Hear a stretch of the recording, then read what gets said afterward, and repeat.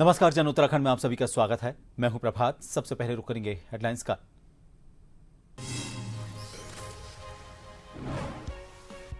मुख्यमंत्री पुष्कर सिंह धामी ने निवेश सम्मेलन को लेकर दी प्रतिक्रिया। कहा, प्रदेश के आत्मविश्वास को मिल रही नई ऊर्जा। सरकार दिन रात मेहनत कर प्रदेश को नई ऊंचाइयों पर ले जाने के लिए संकल्पबद्ध।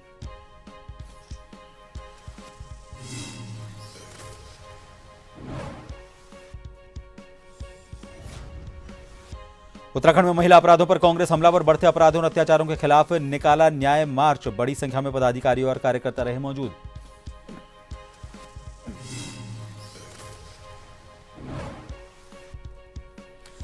उत्तराखंड में हो रही भारी बारिश को लेकर सीएम धामी ने ली जानकारी। नदी नालों के किनारे रहने वाले लोगों को सुरक्षित जगहों पर भेजने के निर्देश।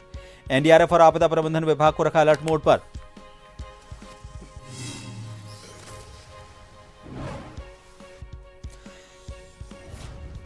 प्रदेश में चल रहे पंचायत चुनाव को लेकर पुलिस का फ्लैग मार्च। जनता को सुरक्षा और भय रहित मतदान का दिया संदेश। 24 जुलाई को पंचायत चुनाव का पहला चरण।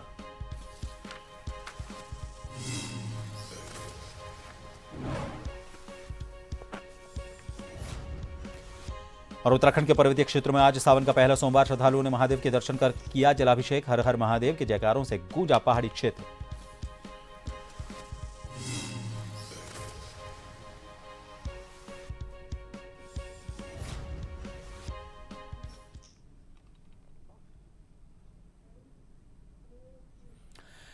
उत्तराखंड के कई हिस्सों में बारिश की वजह से हालात बेकाबू हो रहे हैं और ऐसे में मुख्यमंत्री खुद उनकी मॉनिटरिंग कर रहे हैं।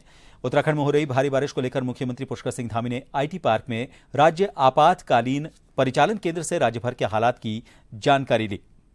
मुख्यमंत्री ने बताया कि मौसम विभाग के अनुसार 4 जिले रेड जोन में हैं और 5 जिले ऑरेंज जोन में रखे गए हैं। सभी जिलाधिकारियों को अलर्ट मोड में रहने के निर्देश दिए गए हैं। सीएम धामी ने कहा कि जहां जहां सड़कें बंद हुई हैं उन्हें तुरंत खुलवाया जा रहा है। नदी नालों के किनारे रहने वाले लोगों को सुरक्षित स्थानों पर भेजने के निर्देश दिए गए हैं। एनडीआरएफ और आपदा प्रबंधन विभाग को अलर्ट रखा गया है। ग्राम सभा से लेकर ब्लॉक स्तर तक निगरानी समितियों के गठन का भी आदेश दिया गया है। इसके अलावा आपको यह भी बता दें कि पिछले वर्षों के अनुभवों को ध्यान में रखते हुए मुख्यमंत्री ने स्पष्ट किया है कि इस बार किसी भी अनहोनी से पहले ही सतर्कता बरती जाएगी।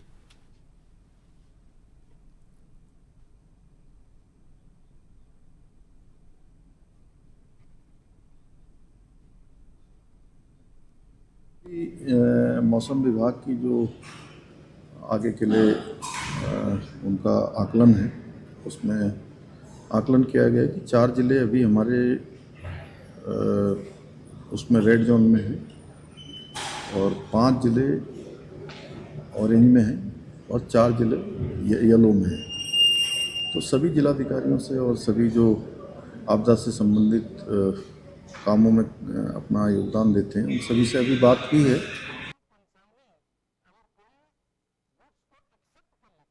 उत्तराखंड के मुख्यमंत्री पुष्कर सिंह धामी ने यह कहा है कि राज्य में आयोजित निवेश सम्मेलन ने प्रदेश के आत्मविश्वास को नई ऊर्जा दी है। उन्होंने बताया कि वर्ष 2023 में देहरादून में आयोजित इन्वेस्टमेंट समिट का उद्घाटन प्रधानमंत्री नरेंद्र मोदी द्वारा किया गया, जबकि समापन कार्यक्रम में केंद्रीय गृह मंत्री अमित शाह मौजूद रहे। इस सम्मेलन की सफलता को प्रधानमंत्री और गृह मंत्री के मार्गदर्शन का परिणाम मानते हुए मुख्यमंत्री ने कहा कि उनकी प्रेरणा से राज्य 1 लाख करोड़ रुपए की ग्राउंडिंग तक पहुंच चुका है। गृहमंत्री की मौजूदगी में हुई ग्राउंडिंग सेरेमनी ने प्रदेश के विकास प्रयासों को और ज्यादा मजबूती दी है। उन्होंने ये भी बताया कि भारत सरकार ने राज्य के लिए जरूरी योजनाओं को स्वीकृति देकर उत्तराखंड के विकास की गति को तेज किया। मुख्यमंत्री ने भरोसा दिलाया कि अब उनकी जिम्मेदारी और ज्यादा बढ़ गई है और सरकार दिन रात मेहनत कर प्रदेश को नई ऊंचाइयों पर ले जाने के लिए संकल्पबद्ध है।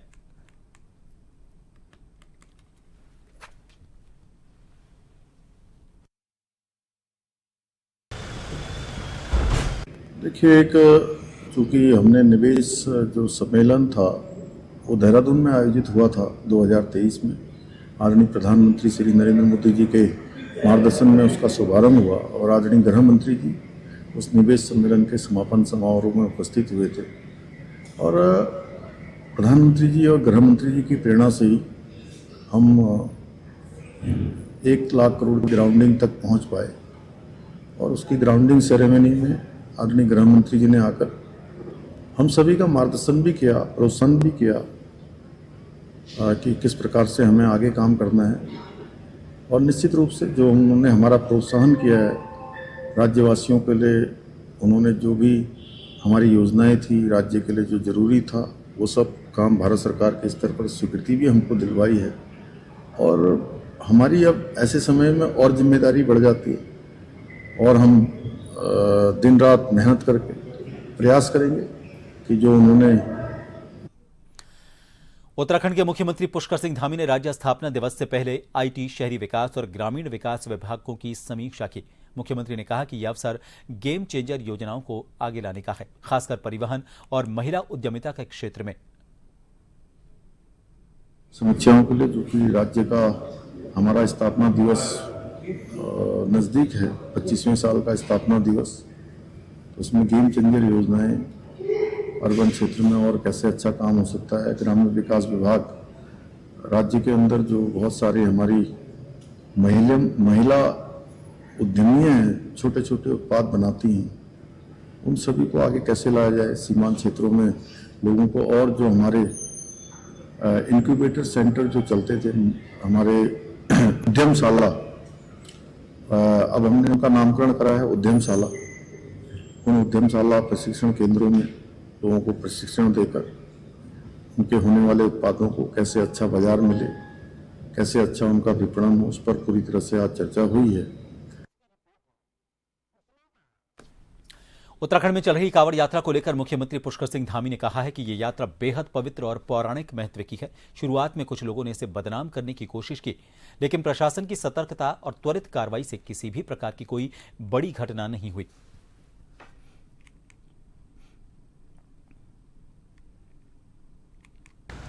देखिए, शुरुआत के दिनों में कुछ लोगों ने कांवड़ यात्रा को भी बदनाम करने का प्रयास किया, लेकिन प्रशासन की सतर्क रहने से, प्रशासन ने त्वरित रूप से जो काम किया, उसके कारण से कोई घटना नहीं हो पाई। हाँ, ये जरूर है कि ऐसे लोगों पर पूरी तरह से प्रशासन नज़र बनाए हुए है कि कहीं भी कोई गड़बड़ी न कर पाए। कांवड़ यात्रा बहुत ही हमारी पवित्र यात्रा है, बहुत पौराणिक यात्रा है, उसका एक बहुत बड़ा महत्व है। और उस यात्रा को भी कुछ लोग कहीं ना कहीं किसी रूप में बदनाम करना चाहते हैं, लेकिन उनके मंसूबे किसी भी कीमत पर सफल नहीं होंगे। और कालनेमी जो लोग ऐसे पवित्र मेलों में, पवित्र अवसरों पर इसको बदनाम करने का प्रयास करते हैं, छद्म वेशधारी, उनके लिए हमने पहले से ही कालनेमी ऑपरेशन चलाया हुआ है। ये ऑपरेशन हमारा चलेगा और सघन तरीके से चलेगा। उसके लिए अभी हम और भी गाइडलाइन बनाने पर विचार कर रहे हैं। देहरादून में उत्तराखंड महिला कांग्रेस ने देश भर में महिलाओं पर बढ़ते अपराधों और अत्याचारों के खिलाफ न्याय मार्च निकाला। यह मार्च सेंटेरियो मॉल से राजभवन तक प्रस्तावित था, जिसका नेतृत्व महिला कांग्रेस प्रदेश अध्यक्ष ज्योति रौतेला ने किया। उन्होंने कहा कि भाजपा सरकार बेटी बचाओ बेटी पढ़ाओ की बात करती है, लेकिन सबसे ज्यादा अत्याचार इसी सरकार में इन बेटियों और महिलाओं पर हो रहे हैं।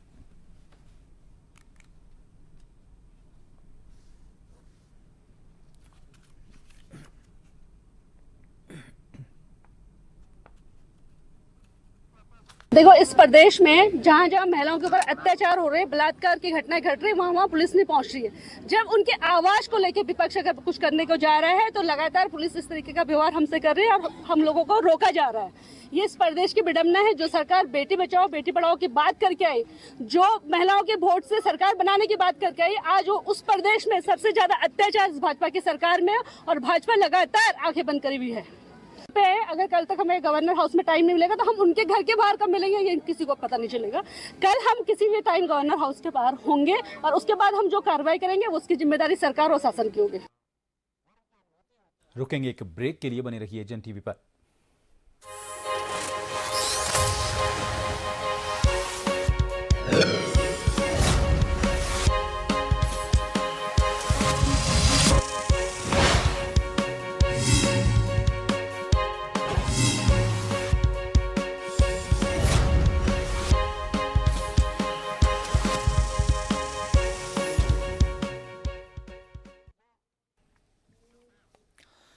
एक बार फिर आप सभी का स्वागत है।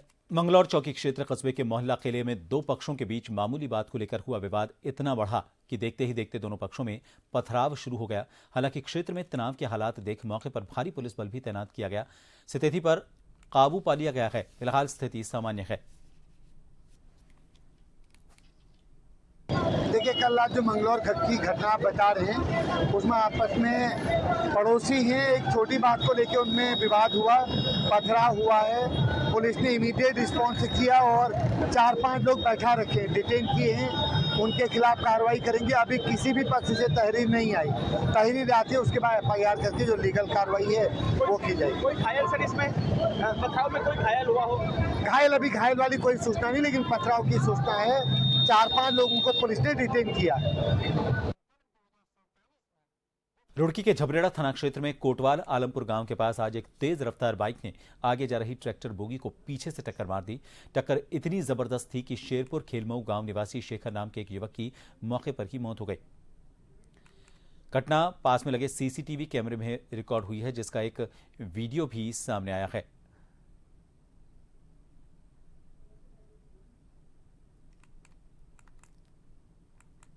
लेकिन जो CCTV फुटेज आप दिखा रहे हैं, झबरेड़ा थाना क्षेत्र का मामला है और इसमें चलते ट्रैक्टर में पीछे से गाड़ी हिट हुई है।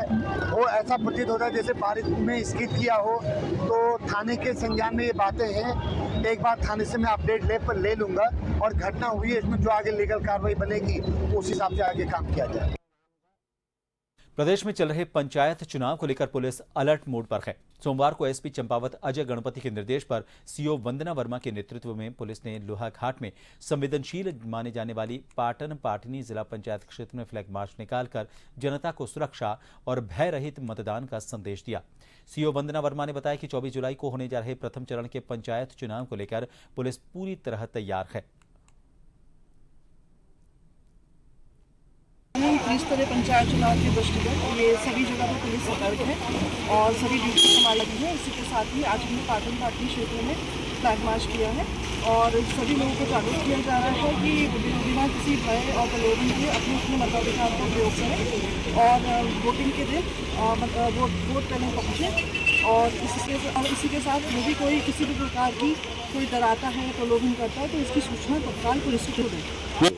पुलिस के द्वारा जब से ही आदर्श आचार संहिता लागू है, सभी कार्रवाई की से की जा रही है। निरोधात्मक कार्रवाई हमारे द्वारा की गई है। अवैध शराब की पकड़ी गई है। इसके अलावा मादक पदार्थों की तस्करी में भी हमने इस पर कार्रवाई की है और कहीं पर भी कैश वगैरह बरामद होता है तो उसमें भी हमने कार्रवाई की है। इसके अलावा जगह जगह चेक पोस्ट और पिकेट बनाई गई हैं जहाँ पर पुलिस चेकिंग कर रही है दिन रात। और जैसे जैसे चुनाव नजदीक आ रहा है और अधिक सक्रियता से पुलिस कार्रवाई कर रही है। राज्य निर्वाचन आयोग उत्तराखंड ने स्पष्ट किया है कि त्रिस्तरीय पंचायत चुनाव में मतदान की तिथियों में किसी तरह का कोई परिवर्तन नहीं किया गया है। पंचायत के चुनाव 2 चरणों में 24 और 28 जुलाई 2025 को ही होंगे। आयोग ने कहा कि प्राकृतिक आपदा या अन्य किसी आपातकालीन स्थिति की वजह से किसी पोलिंग स्टेशन या बूथ पर मतदान नहीं हो पाता है तो ऐसी स्थिति के लिए ही पुनर्मतदान की तिथियां घोषित की गई हैं। 20 जुलाई 2025 को जारी आयोग का पत्र भी इसी से संबंधित है, जिसका मतदान की तिथियों में परिवर्तन से दूर दूर तक कोई संबंध नहीं है। निर्धारित कार्यक्रम के अनुसार ही 2 फेजेस में चुनाव होना निश्चित है, जैसा कि हमारी पूर्व की अधिसूचना में ये डेट्स निकाली गई थी।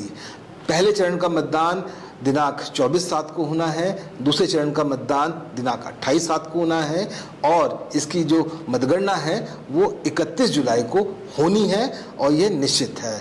परंतु आपात स्थिति में यदि कोई नेचुरल डिजास्टर की कंडीशन आ जाती है, कोई लॉ एंड ऑर्डर की सिचुएशन आ जाती है या अन्य कोई ऐसा कारण हो जाता है कि किसी particular polling booth, polling centre में उस दिन मतदान नहीं हो पाता है अथवा स्थगित हो जाता है, तो उसके लिए जो हमारी नियमावलियों में दी गई व्यवस्था है उसके अनुसार ये जो डेट्स निकाली गई हैं कि अगर 24 जुलाई को किसी पर्टिकुलर पोलिंग बूथ में अगर चुनाव नहीं हो पाता है, स्थगित करना पड़ता है, तो उसकी जो पुनर्मतदान की डेट होगी वह 28 जुलाई होगी। भाजपा से 18 रामपुर विद्रामपुर से BDC अधिकृत प्रत्याशी मनीषा जंतवाल ने जनसंपर्क कर अपने पक्ष में मतदान करने की अपील की। उन्होंने कहा कि अगर जनता उनको विजय बनाती है तो वे जनता की हर छोटी बड़ी समस्या का समाधान करने का प्रयास करेंगी। उनके पति विक्रम जंतवाल जो भाजपा में कालाढूंगी मंडल के अध्यक्ष हैं, उन्होंने कहा कि उन्होंने विधायक वंशीधर भगत से मिलकर भाजपा सरकार से कई विकास कार्य कराए हैं। उनका प्रयास आगे भी जारी रहेगा। BDC पार्टी के लिए चुनाव लड़ रही हूँ कि मैं क्षेत्र का विकास करूँगी अगर मैं जीत गई तो, और मैं ब्लॉक की प्रमुख दावेदार भी। सड़कों का निर्माण, ट्यूबवेल की समस्या, लाइट की समस्या तथा शिक्षा का भी और नाली का महिलाओं के लिए जैसे समूह के द्वारा मैं कुछ ना कुछ काम करूँगी महिलाओं के लिए। जंतवाल, मेरी पत्नी इस बार रामपुर विद्रामपुर क्षेत्र पंचायत सीट से चुनाव लड़ रही हैं और अगर जनता का हमें आशीर्वाद रहता है तो आगे ब्लॉक प्रमुख की भी तैयारी है। और जैसा कि आप देख ही रहे हैं, पूरी ग्राम सभा में मातृशक्ति का, लोगों का, बुजुर्गों का आशीर्वाद हमें मिल रहा है, क्योंकि भारतीय जनता पार्टी का मैं यहाँ से मंडल अध्यक्ष भी हूँ। तो हमारे ग्राम की जो सबसे बड़ी समस्या थी रामपुर में ट्यूबवेल की, वो दूर हो चुकी है। ट्यूबवेल बन गया है, शुरू होने को तैयार है। नाले की समस्या थी जो कि मेरी बीडीसी के बीच में से बहता है, तो हमने डाइवर्जन का काम 20 लाख रुपए से ये नदी के ऊपर करा दिया है। सुरक्षा दीवारें बनाई हैं। नीचे खड़गपुर में एक ट्यूबवेल स्वीकृत हो चुका है और अन्य भी कई समस्याएं हैं, क्योंकि यहाँ की जो मातृशक्ति है वो बहुत कर्मठ है, पशुपालक है और खेती आप देख रहे हैं। तो उसके लिए भी प्रयास रहेगा कि कैसे महिलाएं और आगे बढ़ें और आर्थिक स्थिति भी उनकी उन्नति करें। रुक करेंगे अगली खबर का। रामनगर से खबर आ रही है। लंबे समय से रामनगर शहर में निराश्रित गायों के आतंक से लोग परेशान हैं। इससे परेशान करणी सेना युवा शक्ति के प्रदेश अध्यक्ष सूरज चौधरी के नेतृत्व में कार्यकर्ताओं ने नगरपालिका में प्रदर्शन करते हुए गाय को पकड़कर नगरपालिका पहुंचाया। सूरज ने कहा कि यदि 3 दिन के भीतर शहर की निराश्रित गायों को नगरपालिका प्रशासन ने गौशाला नहीं पहुंचाया तो उग्र आंदोलन किया जाएगा। नगरपालिका के प्रभारी स्वास्थ्य निरीक्षक लल्ला मियां ने कहा कि पालिका प्रशासन समय समय पर अभियान चलाता है। अब तक 93 गायों को बाजपुर गौशाला पहुंचाया गया है।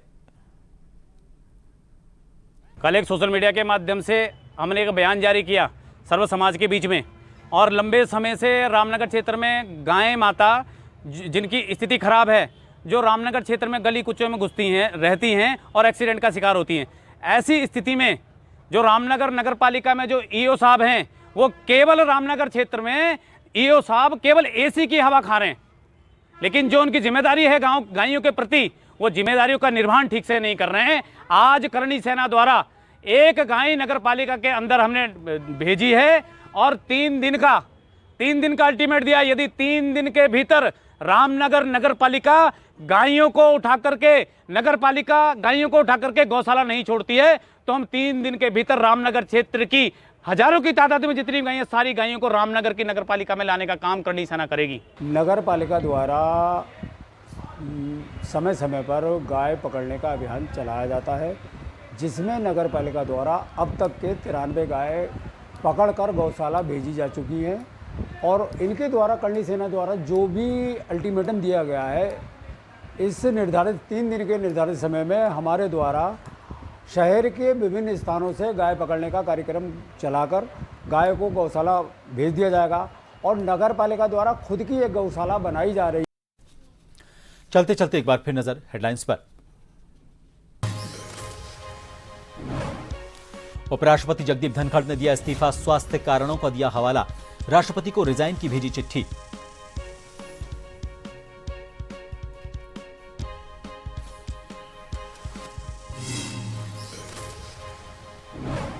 मुख्यमंत्री पुष्कर सिंह धामी ने निवेश सम्मेलन को लेकर दी प्रतिक्रिया। कहा, प्रदेश के आत्मविश्वास को मिल रही नई ऊर्जा। सरकार दिन रात मेहनत कर प्रदेश को नई ऊंचाइयों पर ले जाने के लिए संकल्पबद्ध।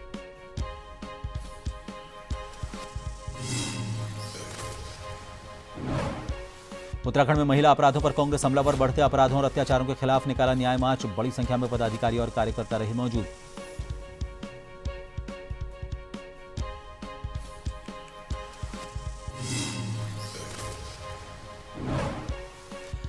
उत्तराखंड में हो रही भारी बारिश को लेकर सीएम धामी ने ली जानकारी। नदी नालों के किनारे रहने वाले लोगों को सुरक्षित जगहों पर भेजने के निर्देश। एनडीआरएफ और आपदा प्रबंधन विभाग को रखा अलर्ट मोड पर।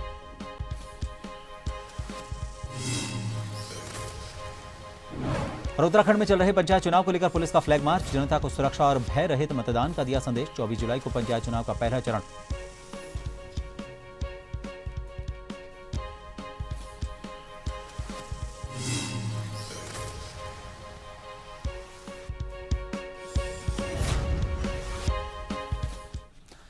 और फिलहाल के लिए इस बुलेटिन में इतना ही। नमस्कार।